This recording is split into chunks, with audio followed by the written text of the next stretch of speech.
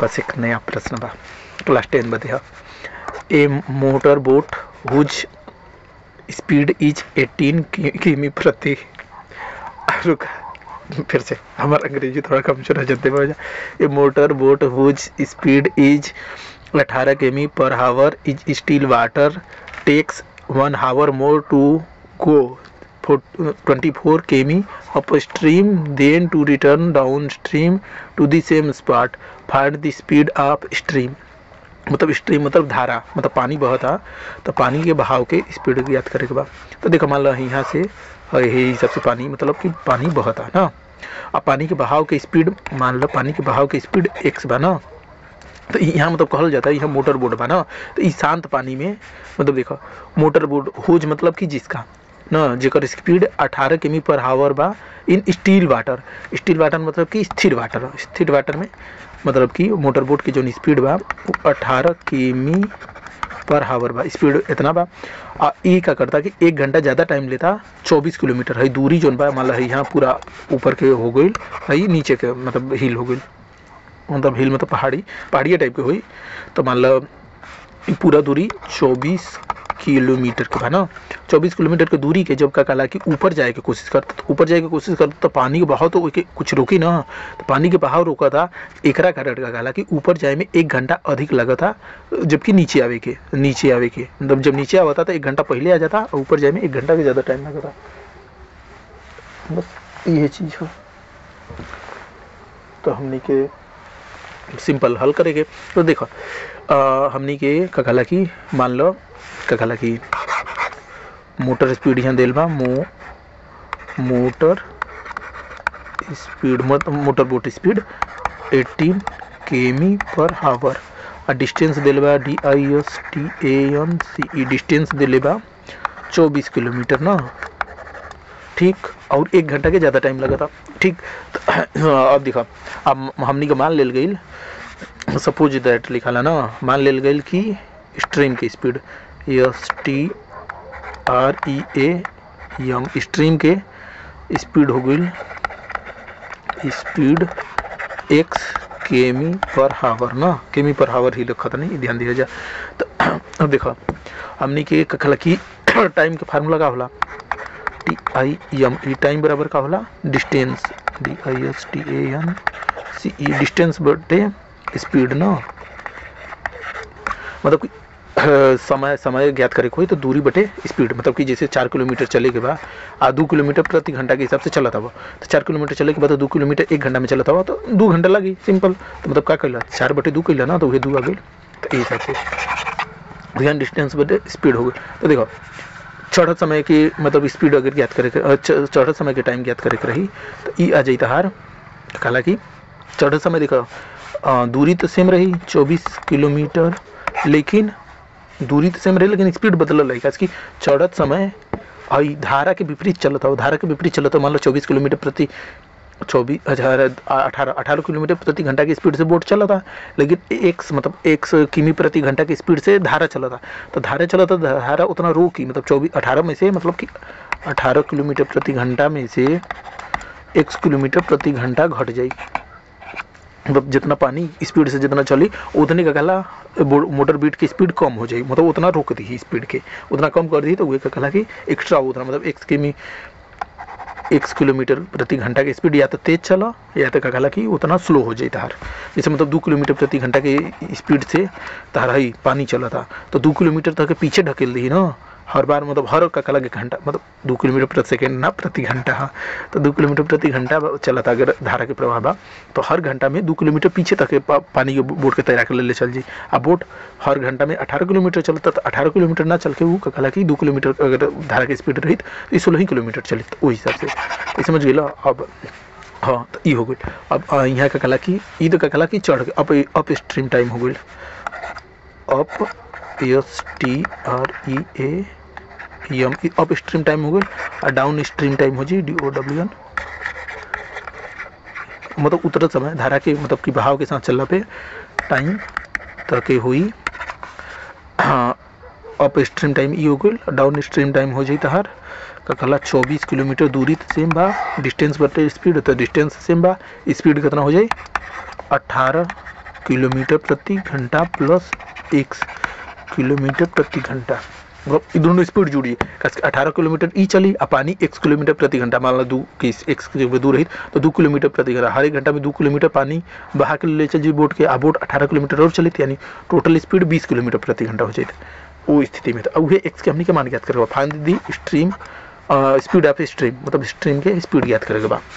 ये बहाव के, मतलब समझा था तो जाने कुछ नहीं करके जब पानी के बहाव रही तो ऊपर चढ़बा तो पानी के विपरीत दिशा में चलता तो स्पीड में, टोटल स्पीड में, मतलब जो स्पीड बा ओमी उतना x की घट जाई, आ जब नीचे आवत रहबा तो अगर स्थिर पानी में 18 किलोमीटर प्रति सेकंड से चली और प्रति घंटा से चली तो उतना और जुड़ जाई, x और जुड़ जी, तो 18 प्लस x नीचे आवत समय हो जाए स्पीड, 18 माइनस x ऊपर जात समय हो जाए, बस आज दूरी तो सेम बा। टाइम, हाँ देखो अब ऊपर जात समय स्लो स्पीड से चला था ना, देखो यहाँ स्पीड स्लो बा यानी हई मान का टाइम के मान बड़ा मिली, आ यहाँ टाइम के मान छोटा मिली, कैसे स्पीड बढ़ गई बा, मतलब जल्दी पहुँची बा। तो ये जल्दी पहुँचे के टाइम कितना बा, 1 घंटा पहले पहुँचा तब ना, तो यानी कहे मतलब हई जौन टाइम बा हे टाइम से हई टाइम का खला 1 घंटा हई कम बा, मतलब डाउन स्ट्रीम वाला टाइम कम बा, मतलब कि जल्दी पहुँच जाता बा। तो कहे मतलब कि up stream time, up STREAM time minus down STREAM time बराबर 1 घंटा। 1 घंटा के मतलब आवता, मतलब कि ऊपर चढ़े में जितना टाइम लगता और नीचे आने में जितना टाइम लगता उस दोनों में 1 घंटा के अंतर में। देखो यहाँ हाई दूसरा क्वेश्चन है ऊपर, हाई देखो 1 घंटा के टाइम, मतलब 1 घंटा ज़्यादा टाइम लगा था go 24 kilometre upstream then to return downstream to the same spot, एक के जगह से, मतलब कि सेम जगह से सेम स्पॉट से ऊपर जाए में ककला 1 घंटा ज़्यादा टाइम लगा था, वहाँ से मतलब ऊपर से नीचे आए के टाइम के हिसाब से देखो बताओ। तो ये हो गई। अब अप स्ट्रीम टाइम के मान तो हमने के मिल गई, हई वाला मान है, डाउन स्ट्रीम का ही है, आ दोनों के मतलब अप स्ट्रीम में से डाउन स्ट्रीम घटा होता तो 1 घंटा के अंतर मिला था। ये तो हल कर लो, अब दूसरा कल से हल करम। तो देखो ये कितना बा 24 बटे, अब के किलोमीटर ये सब नहीं लिखा था कि अब कैलकुलेशन करेगा बा, तो अब डायरेक्ट हल करते हैं। 24 बटे हो जाए तो हर 18 किलोमीटर से बाहर ले लेगा तो ये हो जाए x माइनस x किमी प्रति घंटा, यूँ हो जाए किमी हो जाए, केमी कट जाए, आ घंटा प्रति बटा में तो ऊपर जाके हावर हो जाए, तो ये डायरेक्ट लिख सकले कि हावर ना माइनस, और हई हो जाए 24 बटे केमी ई हो बटे 18 प्लस x केमी प्रति घंटा, केमी खत्म हो जाए, आ हावर जब बटा में बा तो बटा में बना तो बटा वाला है जब ऊपर मान जाए तो ये घंटा हो जाए, इहो घंटा हो जाए। आ हावर एक बार लिख लो तो कि बाहर भी लिख सकला एच, इधर 1h बची, हाई एच काट के खत्म कर सकला, मतलब समय दोनों तरफ है तो ओके हटा भी सकेला। तो हमने के कैलकुलेशन हतना हल करे के बाद मतलब सेम बा, केमी और घंटा ये हटा दिल बन जाए, मात्रक सेम बना तो सबके मात्रक के गायब कर दा। हाँ तो हो गल 24 बटे 18 माइनस x, 24 बटे 18 माइनस x, तब ये दूरी बटे चाल, तो चाल मतलब चढ़त समय चाल 18 माइनस x हुई, हाई उतरत समय के समय है तो ये मतलब कि दूरी बटे चाल हो गई, मतलब स्पीड बटे डिस्टेंस, और डिस्टेंस बटे स्पीड, तो वही डिस्टेंस हो गल 24 किलोमीटर और स्पीड हो गल 18 प्लस x उतर समय। ये मतलब उतर समय कम टाइम लगी, चढ़ समय ज़्यादा टाइम लगी, दोनों के अंतर 1 घंटा के बराबर बात ये हो गई। अब ये हल करते बता हमने मान मिल जाए, तो ये हल करे बदे जाना तो क्या करे पड़ी, एक हल करे बदे तो थोड़ा बहुत दिक्कत हो भी करी, जाना तो क्या करो 18 प्लस x के दोनों तरफ गुणा कर दो, हई गुणा और इधर कर दो 18 माइनस x के एहू में गुणा कर दो। तो अब देखो हर का हो गल दोनों के सेम हो गल, 18 माइनस x 18 प्लस x ना, तो 18 माइनस x, अरे यही कलम से लिखा, तो हर हो गल, हर दोनों के सेम हो गल, तो हर सेम होला तो अंश के आपस में जोड़ घटा दिया ला, तो यहाँ घटाना बता घटा दिया अंश के आपस में, 18 माइनस x 18 प्लस x दोनों तरफ ना, कैलकुलेशन थोड़ा लंबा जाए और हई हो जाए यहाँ ही गुणा करे इतना कि 24 गुणित 18 प्लस 24x माइनस 24 गुणित 18 और हई माइनस और माइनस बा ना, यहाँ माइनस बा तो ये टोटल माइनस, मतलब यहाँ माइनस बा यानी हुई टोटल माइनस हुई, तो यानी टोटल माइनस हुई, हेकर गुणा प्लस रही तो माइनस की गुणा हुई तो माइनस हो जाए, और माइनस और हई माइनस रही, माइनस की गुणा प्लस हो जाए, तो हई जोन माना आई प्लस में आई, माइनस प्लस हो जाए। यही सब बारे में बता बनी कि माइनस प्लस का होला, हमारे वीडियो देख सकला जा, इस लेवल शायद 10 पे बा या 12 कुछ ना होला, मतलब कि देखो ये पहले कर्जा बा, एक तरीका से समझ कर्जा बा, ई कर्जा बा। देखो ए माइनस के मतलब का होला, या तो कर्जा होला या तो कम करो ना, कम होला तब भी कर्जा आवेला, वो बतिया एक के बा। तो अगर हे के कर्जा समझबा, हे के कम करे समझबा ना, तो कर्जा के कम करो। तो कर्जा कम कैसे होला, जैसे 20 रुपया बा, आपको कहल जाता 10 रुपया कर्जा कम करो, तो 10 रुपया कर्जा कम कैसे हुई, जब 10 रुपया तू आदमी के देब प्लस देब, मतलब कि नोट 10 रुपया देब तब ना कर्जा कम हो, देवे के प्लस से दिखावल जाला ना। तो 10 रुपया देब तो वही कर्जा 10 रुपया से कम होके, मतलब 20 रुपया से कम होके 10 रुपया आ जाए। अब वही कहला कि कर्जा और मतलब 10 रुपया, अगर 20 रुपया कोई के पास कर्जा बा और के उसे और 10 रुपया कर्जा और मांग लेब, तब तो माइनस माइनस हुए जोड़ के कहला कि -30 हो जाला। अब ये कर्जा कम करे खोला तो देवे के पड़ेला, घूम फिर के मतलब ये जैसे देखो -20 बा, तो एक के मतलब कि -20 रुपया कर्जा कम करे के बा। देखो है के मतलब -20 रुपया कर्जा आ है के कम करे के बा। तो -20 रुपया कर्जा कम कब हुई, जब 20 रुपया देब कोई के तब ओकर 20 रुपया कर्जा कम हुई, ये हिसाब से काम करेला। ओके समझ लीजिए, बाद में ये एक हो गई। अब देखो इतना तो हो गई, अब क्या करना ना, डायरेक्ट हल करे के तरीका बता देते नहीं। हाँ, तरीका हम का बताई, डायरेक्ट है कि यहाँ का कला 18x और गुणित 18 + x, एक और गुणा बराबर को दोनों साइड कर दो, 18 - x 18 + x ना। तो इधर से देखो हाई और हाई खत्म हो जाए ना, तो इधर के हत नहीं बची। अब देखो हमके कैलकुलेटर यूज करे के पड़ी। तो कैलकुलेटर यूज करो, ये कैलकुलेटर है यार, कैलकुलेटर आए नहीं कि खुला था हमारा, ये छोड़ कर चाहता नहीं कहे नहीं कि होत कैलकुलेटर घुमा था छोट हो गया। हाँ हाँ बोले बोले ठीक। तो देखो 24 18 का गुणा कितना मिला, हाँ उसे 24 से दोनों में बना ना करे पड़ी हमने के गुणा, 24 सब में से दोनों में से कॉमन ले लो। तो पहले देखो कितना आई मान 24 गुणित 18 + 24x, हाई देखो 24x 24, अरे यार हाई तो खत्म हो जाए ना, हाई देखो -y + y तो खत्म हो गई, तो और आसान हो गई यार। 24 कितना हो जी, 24 दूना 48 होला ना, 48x अंश में बची, और कुछ बची ना बची, वाह बहुत अच्छा बा। इधर का बची, हाई देखो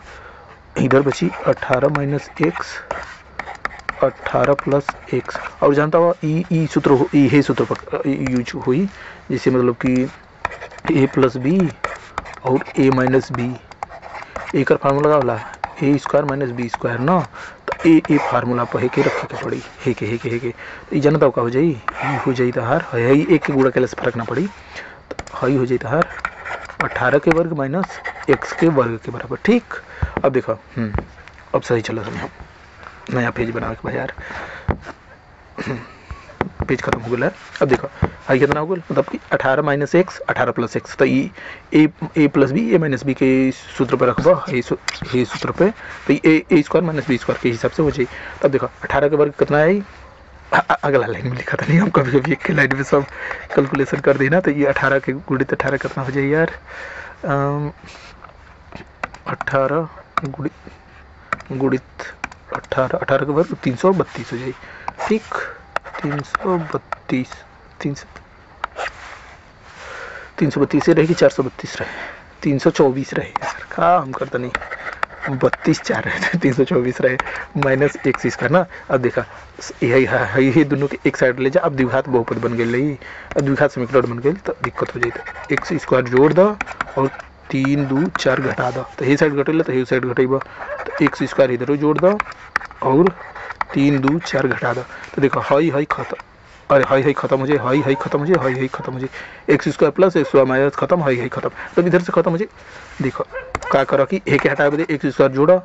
ठीक, तो इधर से खत्म हो गया, लेकिन इधर जोड़ लो तो इधर जोड़ के पड़े, इधर x² जोड़ देनी। अब 324 खत्म करे बदे 324 घटा के पड़ी, तो इधर 324 घटा दो, अब इधर घटेबा तो इधर घटा के पड़ी, बराबर के दोनों साइड x² - 324 घटा गल, इधर घटा गल, ऐसे का होल कि ये x खत्म हो गल, 324 खत्म हो गल, हमने के इधर होगा बचल,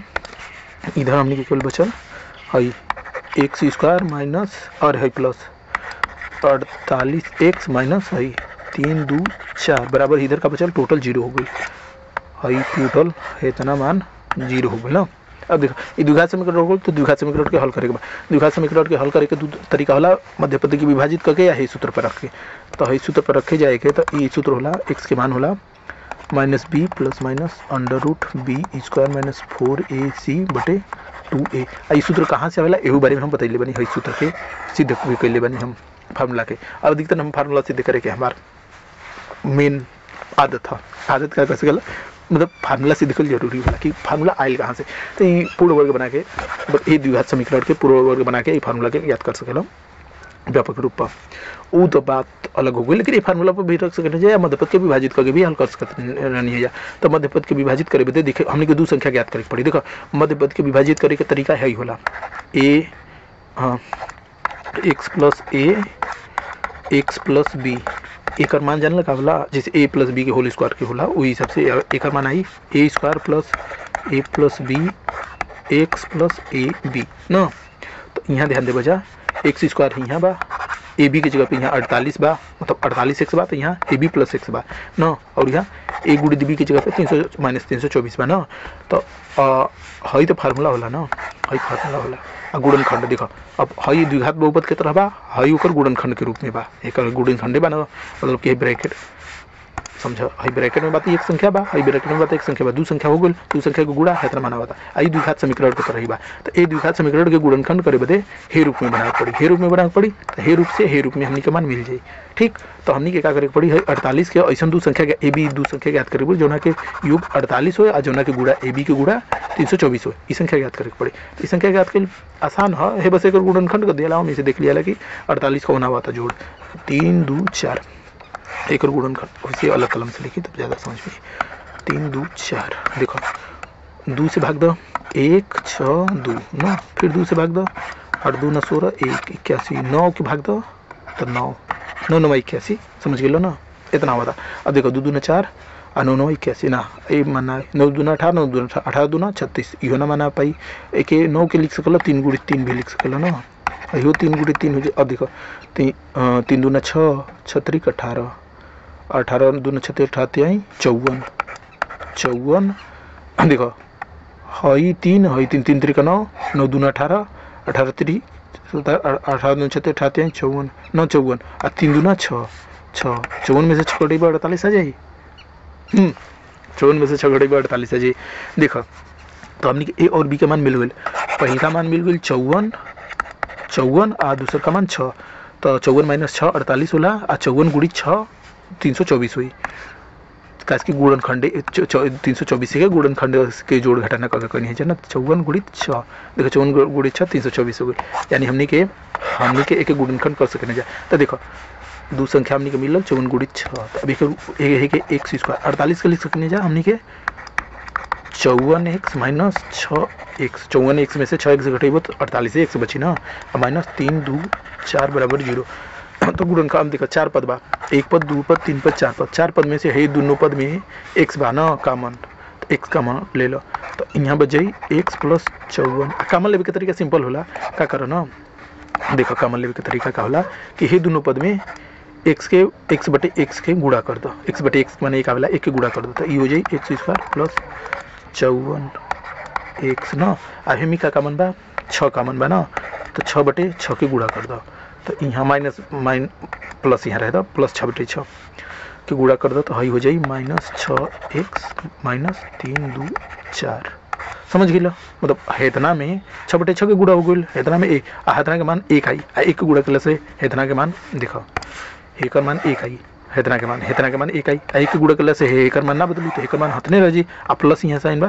तो प्लस साइन बा तो प्लस माइनस के गुणा है माइनस हो जाए इतने रह जाए यहाँ x बटे x के गुणा कर बा तो x बटे x के गुणा कर बा एक मान 1 आई एक के गुणा कर से फर्क ना पड़े कॉमन लेवे के तरीका बताओ तो नहीं कॉमन काहे बदल जाला। अब देखो मीन्स क्या करना ना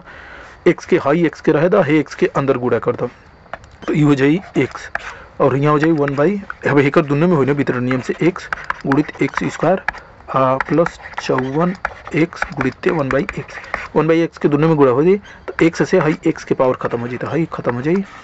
हाई गुणा भी हट जाए यहाँ केवल x बची और यहाँ देखो हाई x खत्म हो जाए तो यहाँ केवल 54 बची बस यहाँ हाई 6 के रहे दो 1/6 के अंदर गुणा कर दो तो अंदर गुणा करबो तो माइनस 6x बटे 1/6 माइनस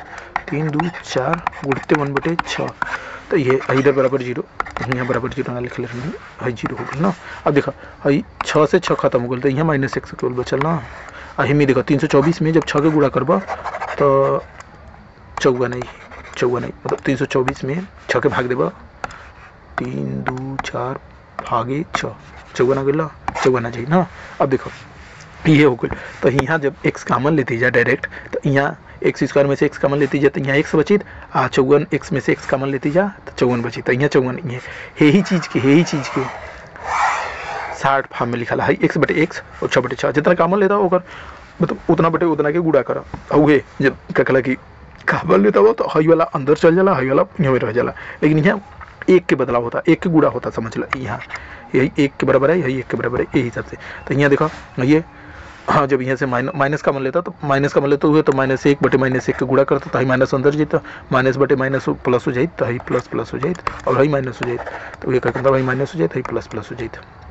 समझ गए? तो यही हिसाब से आई। तो कामन लेवे के तरीका समझ गए लोग, ना समझे लोग बजाय तो कामन लेवे के तरीका के बारे में, नियम कैसे काम करला वो बारे में अगर ना समझे लोग बजा तो हमसे पूछ सकला। जब आके कामन लेवे के तरीका तो जाने का मास्टर बताइए दे भैया। बाकी हम डिटेल से भी बता सकते हैं, लेकिन अंदाजे समझ के लोग बजा। एक के मतलब कि 6 बटे यहाँ x कामन लेवे के बाद x बटे x के कखला गुड़ा कर दो, x बटे x के मान 1 आई, एक में से हई वाले जो मान बा एक वितरण नियम से दोनों में गुड़ा कर दो। तो इनमें से इतना मतलब भाग दे दो, तो इनमें से ही खत्म हो जाए, कुल गुड़ा वाला कुल बची। यहाँ 6 बटे 6 है, दोनों में 6 बटे 6 के गुड़ा करबो, 6 वाला बटे 6 अंदर भेज दो, आई के बाहर रह दो, 6 दोनों में भाग हो जाए तो इतना माना जाए। तो वो छोड़ो, अब यहाँ से देखो हई जो मनवाई है के पास में लिखा था नहीं अच्छा से कामन लेवे। तो ये दोनों में से x कामन लेबो तो यहाँ बची x, काश के यहाँ 2x बा प्लस 54, ठीक। और हई 54 है यार, हई 6 कामन लेबो तो x माइनस 54 प्लस 54 माइनस दोनों में से कामन हो गई तो बराबर 0 ना। अब देखो दो पद बचल है, एक पद है, दोनों में x प्लस 54 बा, x प्लस 54 दोनों में से कामन ले लो।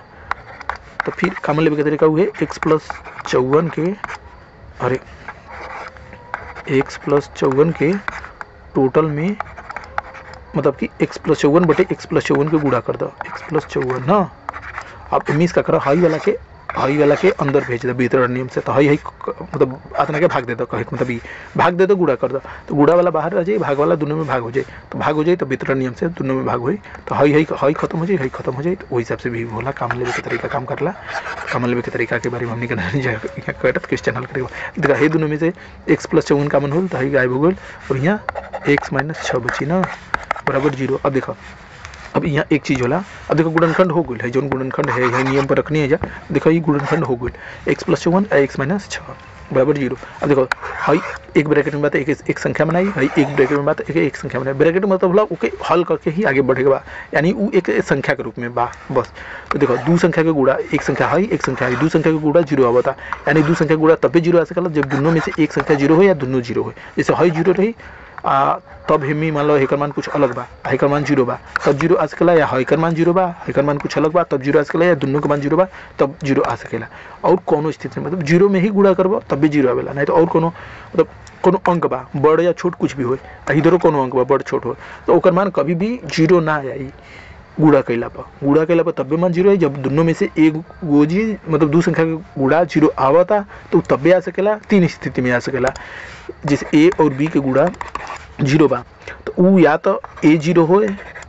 तब 0 आ सकला, या तो b 0 हो तब 0 आ सकला, मतलब 0 में गुड़ा करबा तो 0 आई, या हे 0 में गुड़ा करबा तो 0 आई, या तो दोनों 0 हो, 0 गुड़ 0 आवेला। और कोनो स्थिति नहीं है जब 0 आओ, a के मान अगर कुछ रही या b के मान कुछ और अलग रही 0 के अलावा तो कभी भी ओकर गुड़ा 0 ना आई, करके देख सकला जा। तो ऐसे यानी हमने कि यहाँ दो संख्या के गुड़ा 0 आवता, यानी हई हो 0 रख सके ना जा, हई हो 0 रख सके ना जा, हमने का मान लीजिए वो हमने का मान ज्ञात करेगा। तो 3 स्थिति बा, तीनों स्थिति में से मतलब यानी हई हो 0 हो सके, हई हो 0 हो सकला, तो दोनों में से कोनो एगो को 0 कर देबे के तो 0 में कोनो भी संख्या गुड़ा करबा तो 0 मान आई। तो यानी हमने x प्लस 54 पर भी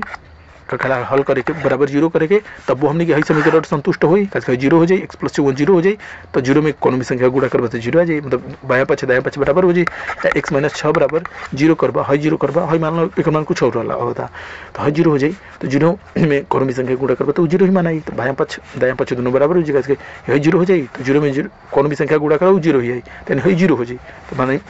बायां पक्ष दायां पक्ष के बराबर हो जाए, यानी 0 0 0 हो जाए। क्या मतलब इतना माना है, या तो x प्लस 54 के 0 कर सके ना जा, या तो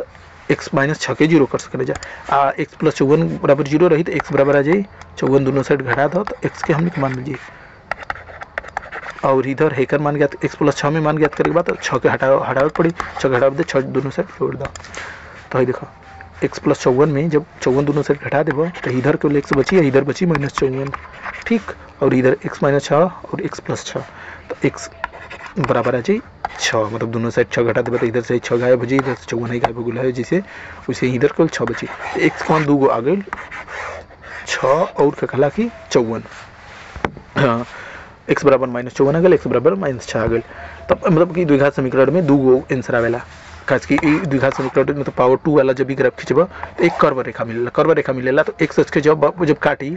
x अक्ष पर x का मान 0 होला, तो x के जब भी काटी तो अरे x अक्ष पे y के मान 0 होला, तो x के जब भी काटी तो जौन मान आई है जहाँ जहाँ काटी उहे मान होई। तो कर्व कभी भी रही तो x के 2 बार काट सकेला, या कभी कभी ऐसा होला कि ऊपर से निकल गई तो कभी ना काटी। तो x के मतलब द्विघात समीकरण के या तो कोनो हल ना हो सके, या तो 2 हल हो सकेला, या तो एक हल होई तो दोनों मतलब मैक्सिमम 2 हल हो सकेला द्विघात समीकरण का। मतलब मैक्सिमम कभी भी मतलब कर्व रेखा टच करी ग्राफ में तो x अक्ष के 2 बार काटी, x अक्ष से 2 बार काटी यानी y बराबर उसमें 0 रही, x अक्ष पे y बराबर 0 होला, तो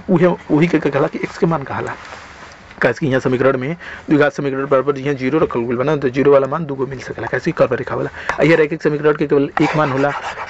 हाँ एक मान मिल सकेला, मैक्सिमम एक मान मिल सकेला। और का कहला कि हाँ रैखिक समीकरण के एक मान होला, द्विघात समीकरण के 2 मान मैक्सिमम मिल सकेला, त्रिघात समीकरण के 3 बार मिलेला। खास कर त्रिघात समीकरण में 3 घात होला x के ना, तो 3 बार मतलब कर्व 2 बार मतलब घूमेला, कर्व 2 बार दिशा बदलेला। आ 4 घात के होला तो 3 बार दिशा बदलेला, तो वही से 3 मान मिलेला हमनी के। वो सब चलत रहला, वो सब के बारे में डिटेल से बात हुई। हमनी के का मान मिलल 54 और 6। अब देखो हमनी के तो द्विघात समीकरण हल करते रह जा, लेकिन x ह का चीज तो x हमनी के का कर ले रहनी जा, इधर देखो x हमनी के का मन ले रहनी जा, x मन ले रहनी जा स्ट्रीम स्पीड, स्ट्रीम के स्पीड मन ले रहनी जा ना,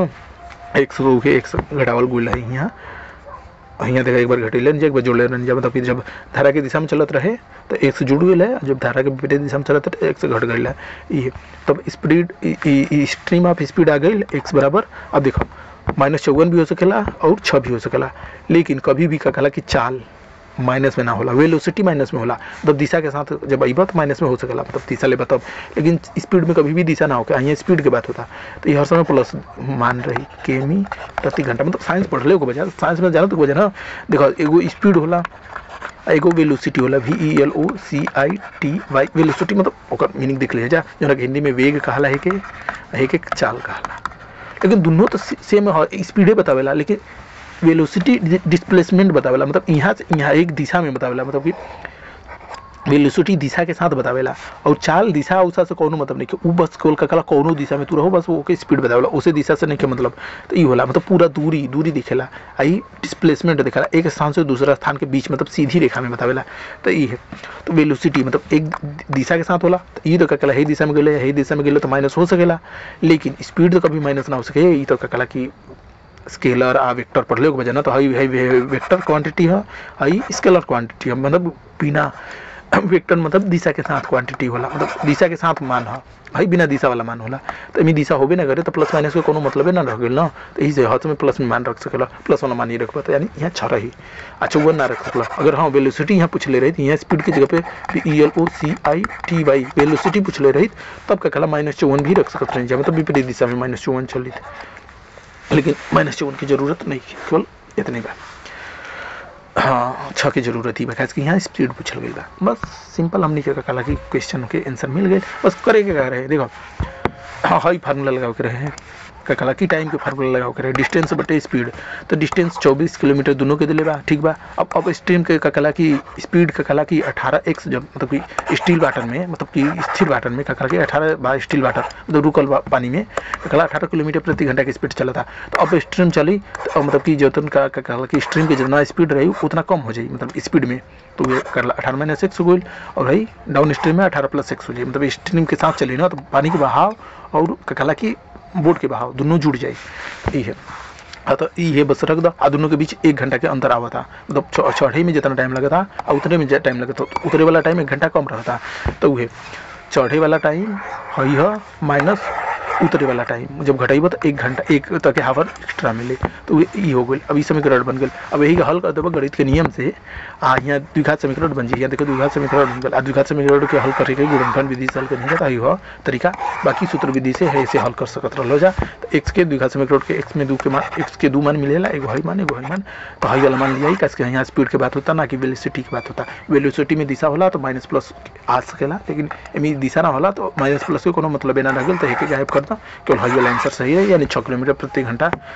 की स्पीड से अगर का कहला कि स्ट्रीम मतलब धारा के प्रवाह 6 किलोमीटर प्रति घंटा की स्पीड से रही तो भाई मान मिल जी। आइए डिस्प्लेसमेंट की बात रही तो यहाँ डिस्प्लेसमेंट की बात रही ना, तो -54 रख सकते रहो। -54 रखता ना तो ई का कहला कि पानी के बहाव मतलब कि हेकरा ज़्यादा हो गल, हेकरा बहाव से ज़्यादा हो गल ना, 18 किलोमीटर प्रति घंटा से ज़्यादा हो गल 54 किलोमीटर प्रति घंटा। तो 1 घंटा के टाइम लगी था ना, तो ये मतलब कि दिशा हो जाए। तो मतलब कि जौन है मतलब यहाँ से चालू करता तो अप स्ट्रीम हेके बोलल जाइत, मतलब उतरे के अप स्ट्रीम बोलल जाइत आ चढ़े के डाउन स्ट्रीम बोलल जाइत। तब वो हिसाब से हल हुई तो 1 घंटा के अंदर मिली जौन भी हुई। आ वैसे ककड़ा पानी के बहाव के अगर माइनस में कर देबा, यानी पानी के बहाव ऊपर की दिशा में चला था, तो पानी के बहाव स्पीड तो ऊपर की दिशा में जा ना सके। लेकिन हाँ डिस्प्लेसमेंट अगर दिशा के साथ बात करबा तो अगर का कहला कि ऊपर के मतलब कि यहाँ ऊपर की दिशा के प्लस ले गया, लेकिन ऊपर की दिशा के माइनस भी ले सकत रही है ना, मतलब नीचे की दिशा के प्लस लेती है ना, नीचे की दिशा के स्पीड में प्लस ले गया, ऊपर की दिशा के माइनस ले गया। लेकिन डिस्प्लेसमेंट में ऊपर की दिशा के भी माइनस ले अरे हाँ ऊपर की दिशा के भी प्लस ले सकते जा, नीचे की दिशा के माइनस ले लेती जा, तो हो जाए। तो लेकिन वो डिस्प्लेसमेंट में हुई तो उम्मीद दिशा के भी रखे के पड़ी थी। लेकिन यहाँ स्पीड की बात होता तो दिशा उसका की जरूरत ना पड़े। वो सब साइंस में डिटेल से पढ़ बजा या कह बजा तो डिटेल साइंस की वीडियो भी हम बना सकी ना, वो कोनो बड़ बात नहीं की। हाँ ठीक बा, समझ गए ले जा। चाल मतलब दूरी उरी वाला सूत्र, डिस्टेंस वाला सूत्र बस। हाँ एक तक कहला कि का कहला हाँ क्वाड्रेटिक इक्वेशन बनल है, यहाँ क्वाड्रेटिक इक्वेशन बन गई है,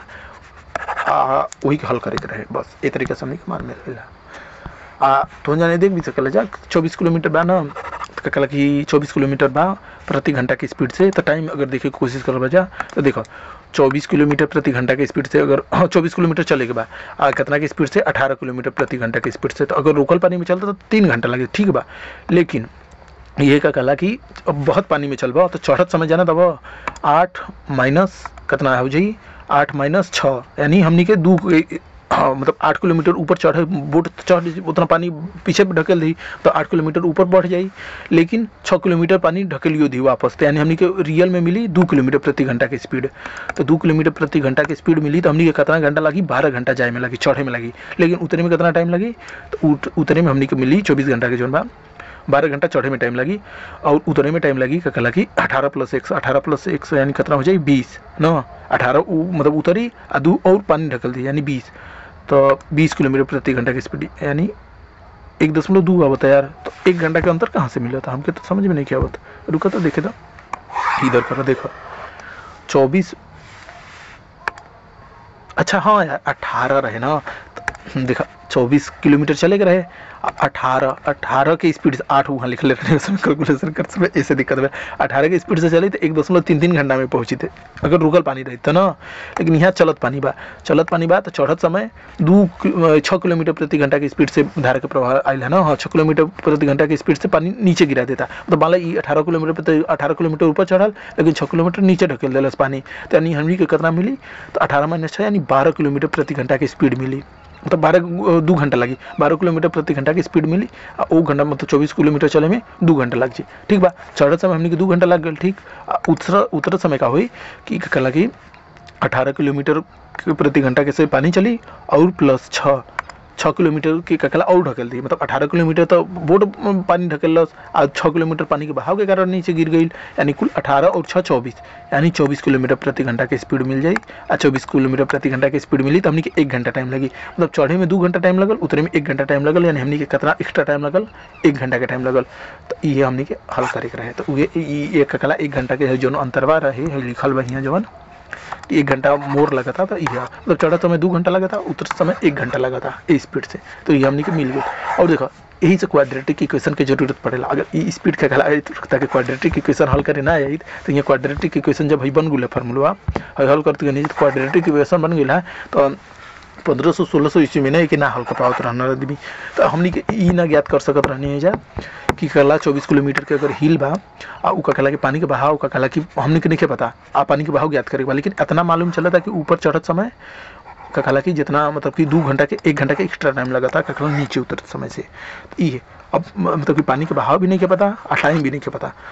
तो ये स्थिति में का कहला कि हमनी के कभी भी क्वेश्चन हल ना कर पाती जा, तो हमनी को पूछे को पड़ जाए कि टाइम कितना बा। जैसे यहाँ टाइम मिल जाई तो यहाँ टाइम मिल जाई तो टाइम के मान तो देखो हे इतना बराबर टाइम रख दिया आ इतना बराबर टाइम रख दिया, बाकी अलग से इक्वेशन हो तब कहला कि है वाई के बराबर मान हो जाए, हे का टाइम एक्स के बराबर हो जाए। तो वाई और एक्स और बराबर 1 आई, वाई माइनस एक्स बराबर 1 आई, तो उसके बाद में हल कर सकते हैं। तो वो एक लीनियर इक्वेशन बन जाता है, रैखिक बहुपद रैखिक समीकरण। तो रैखिक समीकरण लेकिन लीनियर इक्वेशन में तो एक घात के समीकरण बन तो उसमें हल हो जाता, लेकिन यहाँ 2 घात के समीकरण में बन जाता है। इसको 2 चीज़ नहीं के पता, एक तो टाइम नहीं के पता, एक तो स्पीड भी नहीं के पता। और टाइम और स्पीड के ही फार्मूला हमने के यूज करेगा, लेकिन तब हमने के यूज कर लेते हैं जैसे कि हमने के 2 इक्वेशन मिलल बा, एक तो हाई इक्वेशन मिलल बा ऊपर चढ़त समय के आ एक नीचे उतरत समय के। आई दोनों इक्वेशन से ही हमने के 2 जो मान नहीं पता ओके हल कर लेते हैं जैसे कि क्वाड्रेटिक इक्वेशन के रूप में बना ले बन जाए। तो क्वाड्रेटिक इक्वेशन हल कर आवे के चाहिए आदमी के, ये जरूरी होला, समझ गए जाना, बस बेसिक चीज़। तो अब हम वीडियो बंद कर दानी, कोनो कन्फ्यूजन फील हुई तो पूछ लिया जाए, वीडियो के फिर से रिवाइज मतलब बैक करके फिर से देख सकला जब फर्स्ट स्टेप में तो ज़्यादा समझ में आई। हाँ इक्वेशन आयल है कहला CBSE बोर्ड में, CBSE के बोर्ड एग्जाम में पूछल गए इक्वेशन, तो ऐसे ही हम बतानी है। तो ये मतलब कि इंपॉर्टेंट क्वेश्चन है, ये टाइप के क्वेश्चन और आ सकेला, तो एक बारे में जानल जरूरी है डिटेल। ठीक, अब वीडियो बंद करता नहीं।